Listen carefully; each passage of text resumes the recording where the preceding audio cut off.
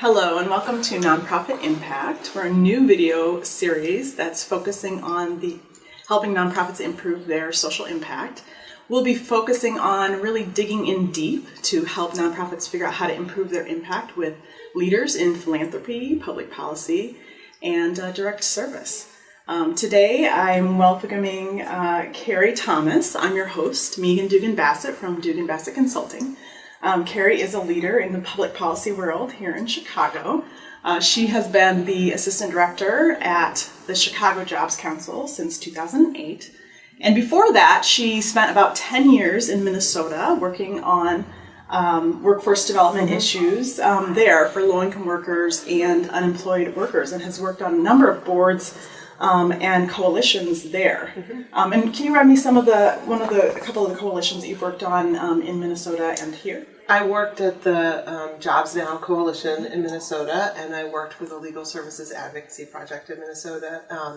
And here I'm at the Chicago Jobs Council, and we work pretty actively with the Pathways to Careers Network and Illinois Partners for Human Service.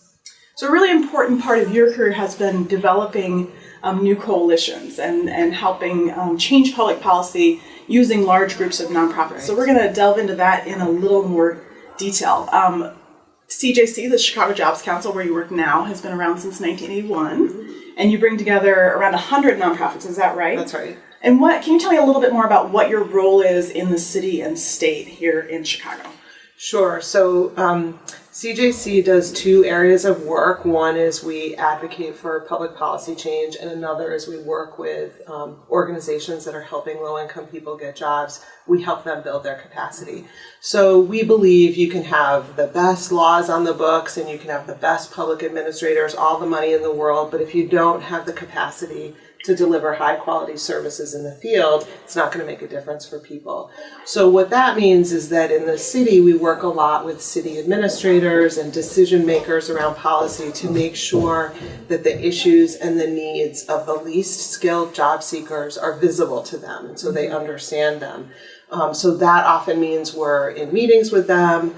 But what we do as a coalition is make sure the experience and the expertise of the organizations who work with them is part of that discussion. Because often there can be great ideas for a new program or a new program design or a new evaluation that if it really was delved into with frontline staff, they'd understand maybe how to do it better or maybe not to do it or what pieces are more important. So it's really, we're sort of the catalyst and the intermediary between what's happening at the front line and between the decision makers and the policy designers. Okay, great. So I've worked on a lot of coalitions in the past, and I think one of the things that they're the best at is really bringing diverse voices to the policymaking table, to legislators.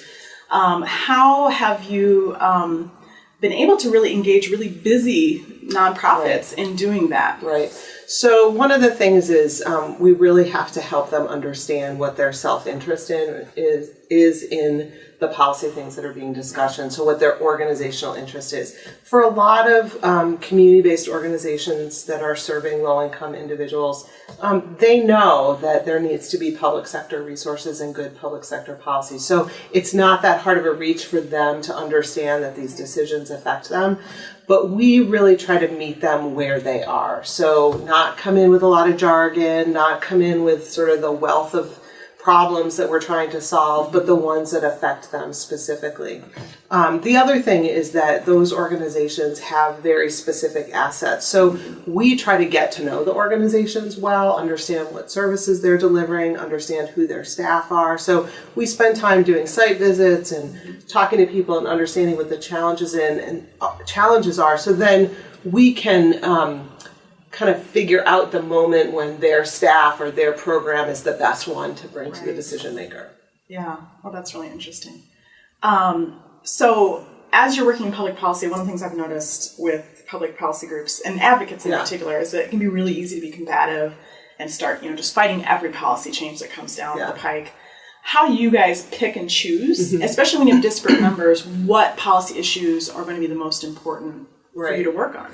Right. So our mission is to advance employment for people who are very low income and very low skilled. So we always come back to that's our mission. And we always try to understand, is this issue going to improve something for those individuals? Is it going to make it more likely that they find employment?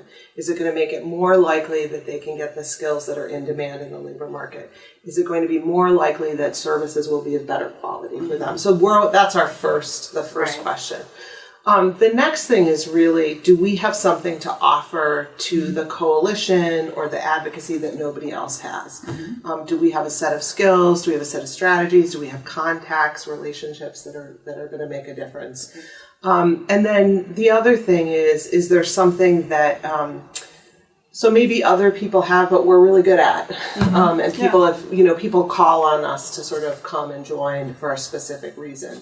But I will say that in diverse coalitions, it just is really important for everybody to be upfront about what their kind of self-interest is and why they're at the table.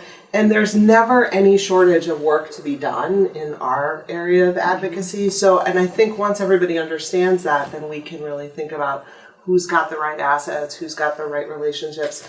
And I had a very close colleague in Minnesota who used to say, we ignore our differences to focus on what we have in common. And as long as we're all aware of each other's differences and that we're all working on different things and know the one goal we're focused on, you can battle out what you need to battle out and just, have clarity about staying on the goal. Yeah. Has it ever, if you have nonprofits that have very different ideas about what needs to be worked on, how do you negotiate that within a coalition? Well, I think most of us know what the components of a strong coalition are, having a good communication strategy, having a good outreach strategy, having a good set of relationships with the decision makers. And then I think mapping it out, just doing really good mapping to see where there's differences or where what everybody should be working on.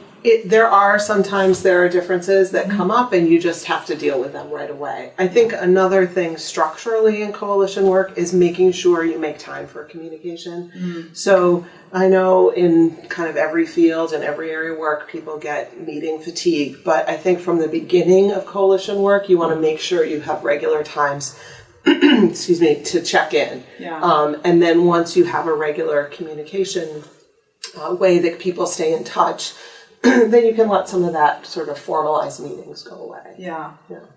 I'd imagine in building a strong coalition, setting goals together would be a really important part of that.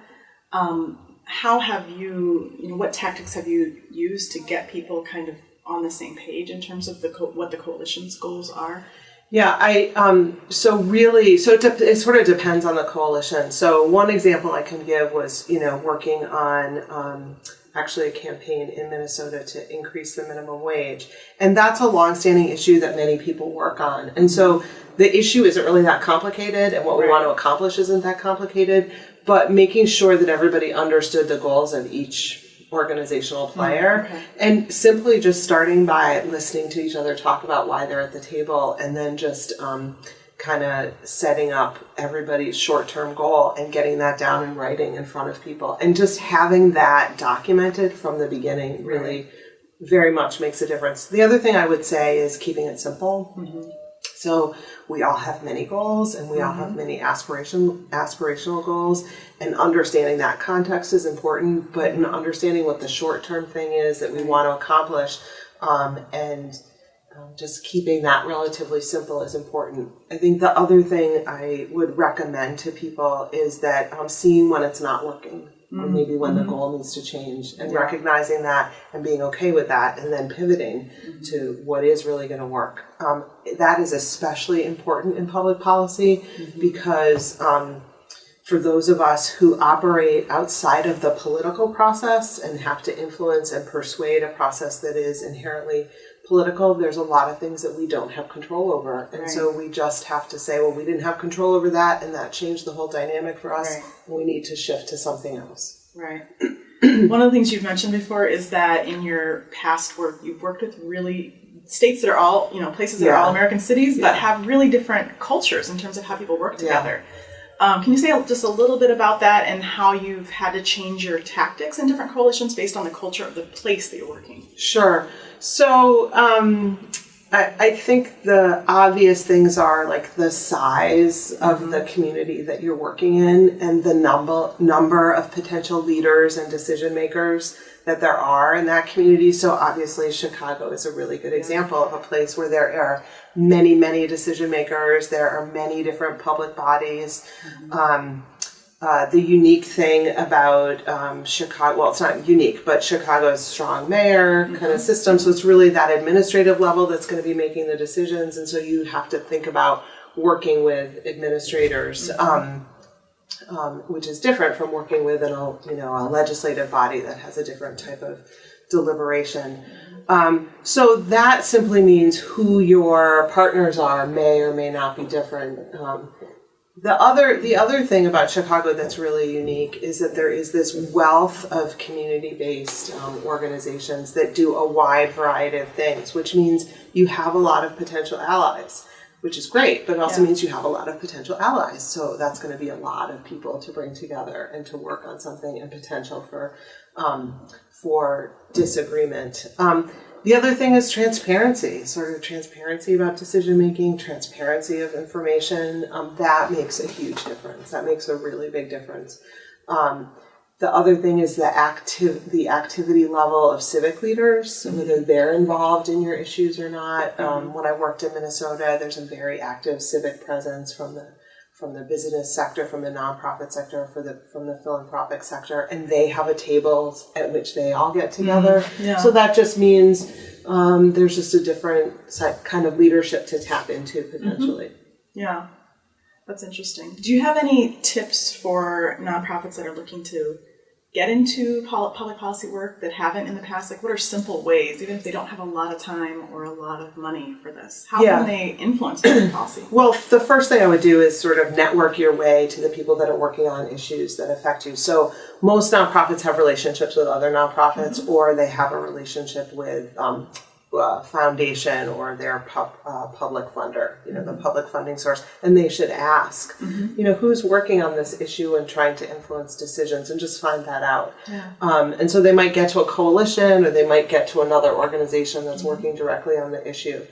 Then the next thing I would do is just really listen to what people are talking about, and see if it really resonates with you as a nonprofit, and then try to find one thing that you think would affect your organization or the people that you serve, or the type of issue that you're trying to make a difference in, and really focus on that. And I would say stay practical, and don't think ambitiously about, I want the whole world to change so that this thing that we're doing is different, but rather it would be great if this one thing would change and we could do a better job, or it would be, we wouldn't waste so much time on this, or more people would care about this issue, or something like that. And sometimes that's a really important thing in policy change, is like those little steps towards your goal. And the last thing I would say is that even if you've never been involved in public policy before, you are an expert, and you are likely doing something that a decision maker or a policy maker doesn't know anything about, and you're a resource to them. So I think